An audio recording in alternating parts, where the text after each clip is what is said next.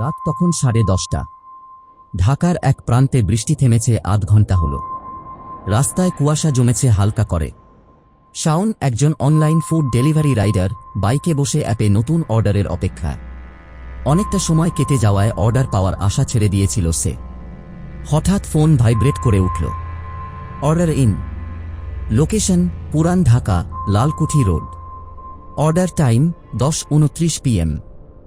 Delivery time 11:00 PM। Shaon চমকে গেল। Lalkuthi road. ও জায়গার কথা শুনেছে। ওখানে একটা পুরনো বাড়ি আছে, খুবই বিখ্যাত, কারণ কয়েক বছর আগে একটা পরিবার নাকি একসাথে আত্মহত্যা করেছিল সেখানে। তবে এসব কুসংস্কার ও পাত্তা দেয় না। এখন দরকার টাকা, আরেকটা অর্ডার মানে 70 টাকা ইনসেন্টিভ। ভেতরে ভয় থাকলেও বাইক স্টার্ট দিল। 11:05 PM। শাওন পৌঁছাল। বাড়িটা অন্ধকারে ঢাকা। ছোট 3তলা ভবন। চারপাশে শুনশান নীরবতা। আশেপাশের বাড়িগুলোতে আলো জ্বলছে, কিন্তু এই বাড়িটা একেবারে অন্ধকার। গেট খোলা ছিল। বাড়ির নিচতলার ফ্ল্যাট নম্বর 1B-তে অর্ডার। সে দরজার সামনে এসে দাঁড়াল। কলিং বেল চাপল। কোনো উত্তর নেই। দরজাটা অদ্ভুতভাবে আধা খোলা ছিল।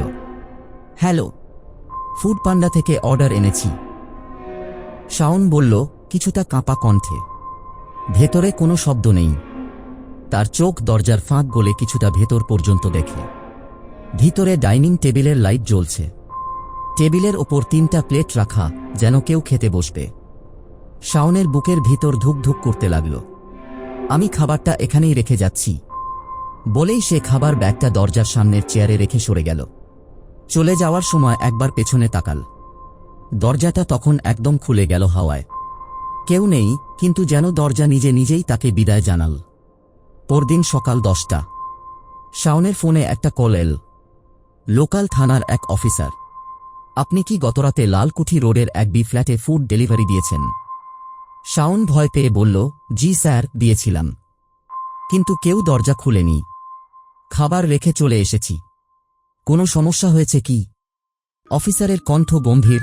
সেই ফ্ল্যাটের লোকজন, 3 জন সদস্য, 3 দিন আগে মারা গেছেন। তাদের মরদেহ গতকাল সকালে উদ্ধার করা হয়েছে, কিন্তু অর্ডার তো এসেছে রাত 10:29-এ। আপনি কি নিশ্চিত? শাওন স্তব্ধ। জি স্যার, অর্ডার তো অ্যাপে এসেছিল, আমি স্ক্রিনশট রেখেছি।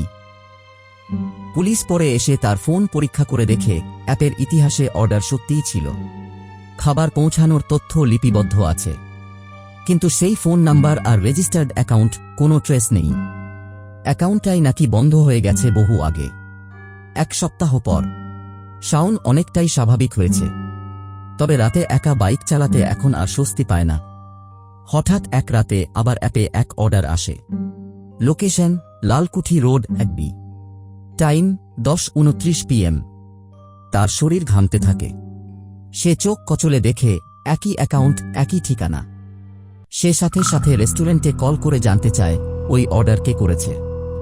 রেস্টুরেন্ট বলে, ভাই, অর্ডার তো ফোনে এসেছে। কণ্ঠটা খুব খাটাসে ছিল, মহিলা গলা। শাওন চুপ করে যায়। ওই ফ্ল্যাটে যে মারা গিয়েছিল তাদের মধ্যে একজন মহিলা ছিলেন সুস্মিতা, গৃহিণী।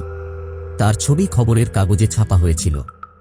3 দিন পরে সংবাদপত্রের হেডলাইন, পুরান ঢাকার পুরনো বাড়িতে ডেলিভারি কর্মীর আত্মহত্যা, মোবাইলে পাওয়া যায় অজানা অর্ডার হিস্ট্রি।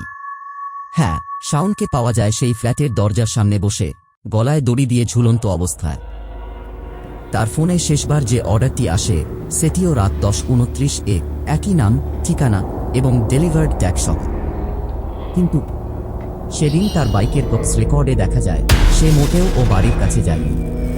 লালকুঠি রোডের সেই বাড়িটা আজও দাঁড়িয়ে আছে, দরজা খোলা। কখনো কখনো ফুড ডেলিভারি অ্যাপে সেই ঠিকানা আবার ভেসে ওঠে।